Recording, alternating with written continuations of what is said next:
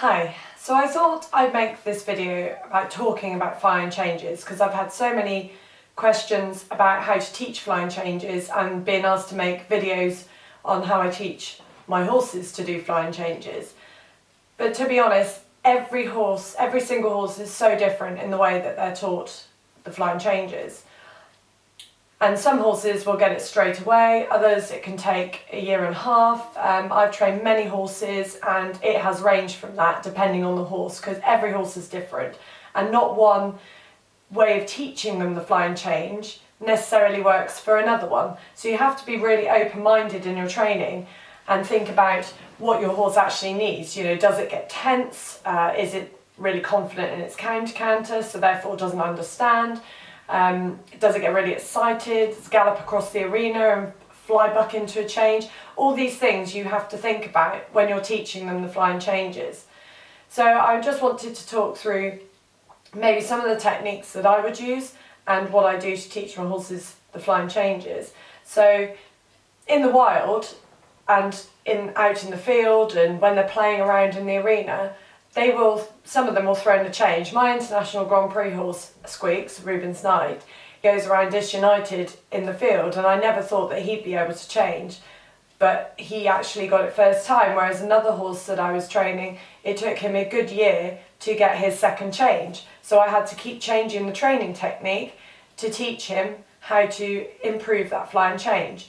But the first thing I want to say is if you're at the stage of teaching them the first initial flying change, just remember they don't know what you're asking them to do at the start. So if you're there just swinging your legs, putting an aid on, you know, don't expect the horse to know exactly what you're talking about. So what's important for me when I'm teaching my horses is to look at exercises to help them develop their canter, to help them develop the understanding of what I'm asking before I think about doing the flying change. So my previous video on exercises for flying changes, I used the leg yield to help change the bend, and I find that is a really good exercise to use into the shoulder in position, just to give them the idea. And also it relieves tension, because the last thing you want is to be coming across the diagonal, going to ask the horse for his first change, the horse getting excited, fly bucking or galloping towards the end. The change you want to integrate within the same canter rhythm if possible,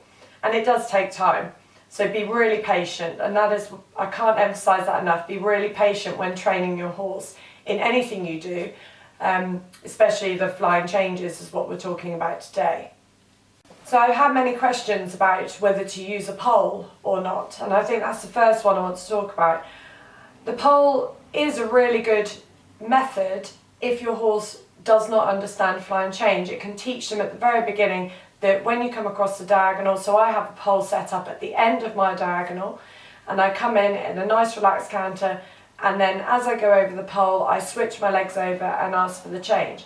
And it is a really good way of teaching them the basic knowledge of the flying change, although I wouldn't recommend it for a horse that gets really excited, gets a little bit tense, because they see the pole and it's like a jump, so then they start flying over it. So I would only use that in a few circumstances, but it is a good helpful tool.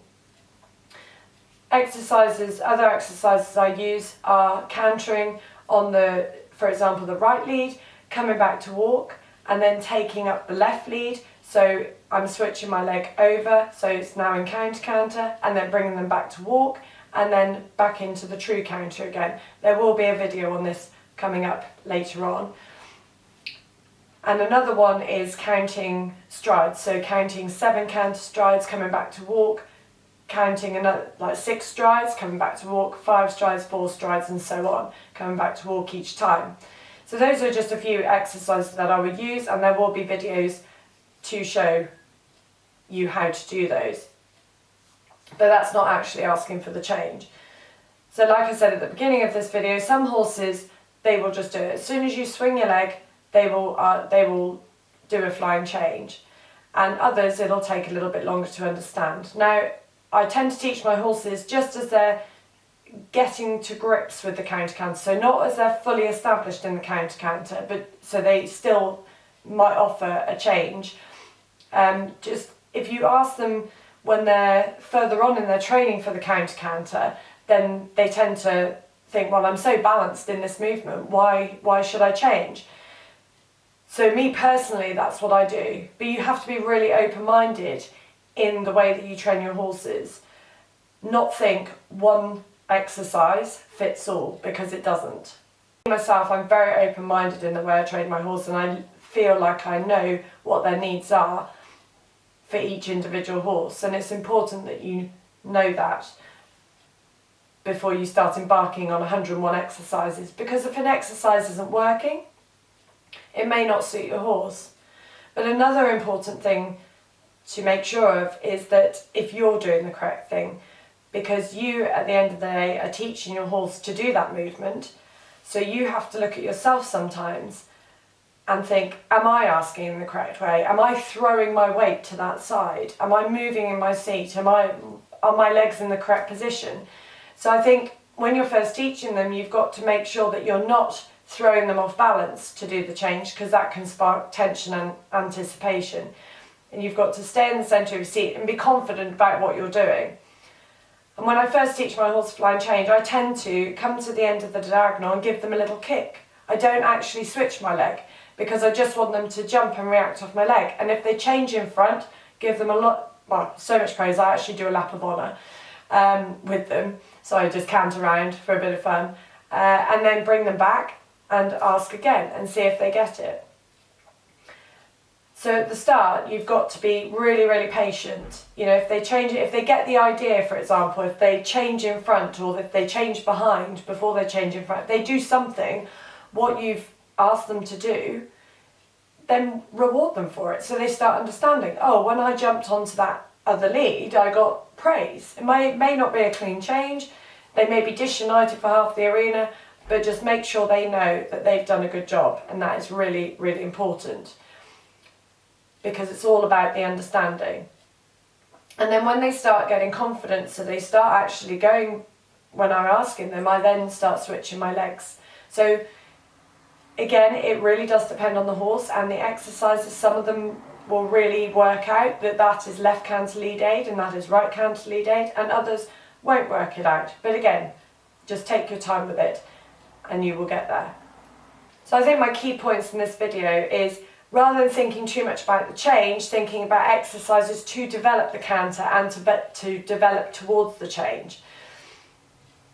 Another point is, if the horse already understands the change but they're starting to panic and anticipate, look at ways to take away that anticipation, to relax them, because you don't want them to be tense. Go back to exercises, don't keep just doing changes. Think about exercises to help them to stay relaxed and be able to listen to the aid, because when they're tense they won't be listening to you and they'll get themselves all revved up, and then you'll end up with all sorts of problems. So that's another really important thing. And another thing is to be patient. It can take a week, it can take a year. Patience is the key in this game, and perseverance, and also your training technique. So thank you for listening, and I'll see you soon. If you are having issues or problems with flying changes or any other exercises, I offer video assessment training. It's bespoke exercises for you and your horse. Email me for more details.